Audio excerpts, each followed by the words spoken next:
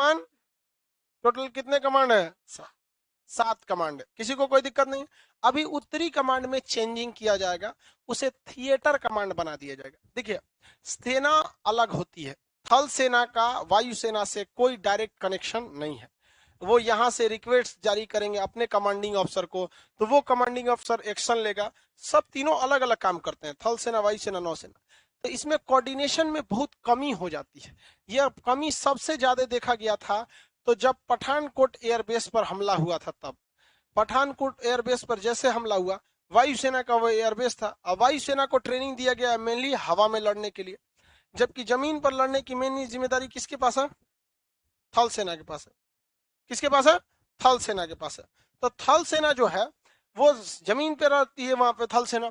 अब अगर ध्यान से देखेंगे तो जो पठानकोट एयरबेस पर हमला किया गया था, तो उस पठानकोट एयरबेस पे जब हमला हुआ तो यहाँ से दिल्ली से किसे भेजा गया था? एनएसजी को।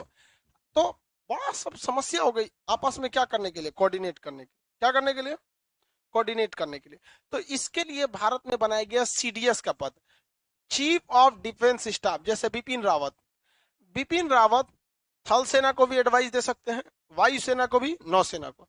तो इसमें क्या हुआ, बिपिन रावत के पास अपना कुछ पावर नहीं है, लेकिन यह है कि वो तीनों लोगों से क्या है, सीनियर, किसी से कह सकते हैं कि आप इनको क्या करिए, कोऑर्डिनेट कीजिए। इससे फायदा बस ये हुआ कि जो अमेरिका ने एक निगरानी करने के लिए एक तो जहाज दिया था P8I समुद्र के अंदर तक की गहराइयों को छुपा ले, पता कर लेता है। तो गलवान घाटी में एक झील है पेंगसो लेक। अब पेंगसो लेक में चीनी गतिविधियों को जांच करने के लिए बिपिन रावत ने किसको बोला? नौसेना को, कि भाई आप यहां से अपना विमान पहाड़ पर भेजिए। तो नौसेना का P8I विमान कहां तक गया?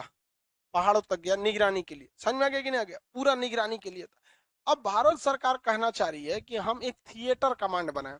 थिएटर कमांड में थल सेना, नौसेना, वायुसेना सब क्या रहते हैं? साथ में रहते हैं। इसमें सब साथ लड़ते हैं। समझ में आ गया?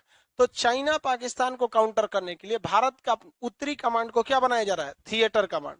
अब मान के चलिए वायुसेना का हेलीकॉप्टर कम पड़ गया, सर्विसिंग में नहीं है या मरा गया, थिएटर कमांड की वजह से कौन लाएगा? नौसेना वाला। अपना लाओ भाई। वायुसेना का मान के चलिए विमान MiG-29 खराब हो गया, तो नौसेना का MiG-29K है, उसको लाइए। दोनों में कुछ खास का अंतर नहीं है। MiG-29K जो है ना, उसका जो विंग्स है ऐसे खुल जाता है, ताकि जहाजों पर रखने में आसानी हो, ज्यादा जगह न ले, और वो बहुत कम जगह में उड़ जाता है, तो भाई अच्छा ही है वहां पे। तो आपस में मिलाकर क्या बनाया जा रहा है? Theatre command. तो क्या भारत के सारे कमांड को थिएटर कमांड बना देंगे तो अच्छा रहेगा कि नहीं?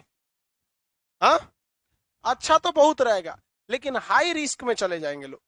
क्योंकि जब पूरा कमांड जब ऊपर देखेंगे तो किसके पास आ जाएगा? एक के आदमी के पास।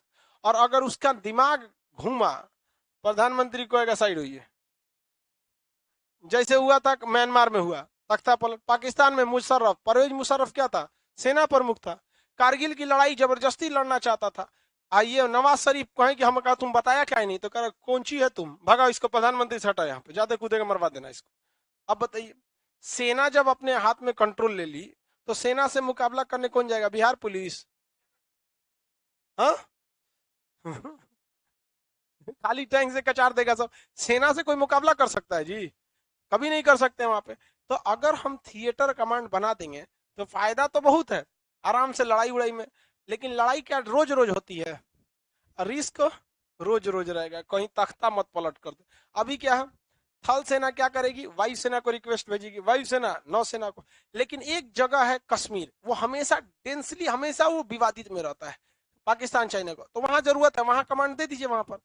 और अगर पाकिस्तान में क्या होता है, एक के आदमी के पास तीनों सेना है, तो अमूमन देखा जाता है कि थल सेना वाले का प्रभाव ज्यादा रहता है, क्योंकि लास्टली जमीन कब्जा कौन करता है? थल सेना। अरे वायुसेना तो बड़े बड़े ठिकानों को बम्बार्डमेंट करके चली जाती है, जमीन कब्जा तो करने के लिए जहाज से करेगी। जमीन एक कट्ठा हमारा गिलो, जमीन कब्जा करने कौन आता है? थल सेना।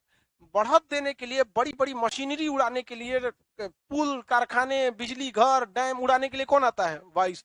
थल सेना आगे नहीं बढ़ पाती है हैवी बम्बार्डमेंट की वजह से। दुश्मन कहीं छुपा है पहाड़ के उस पार, वहां कौन आता है काम? वायुसेना। तो जब कभी जब तीनों सेनाओं को मिलाया जाता है तो पावरफुल कौन हो जाता है? थल सेना। अब पाकिस्तान में भी यही हल हुआ।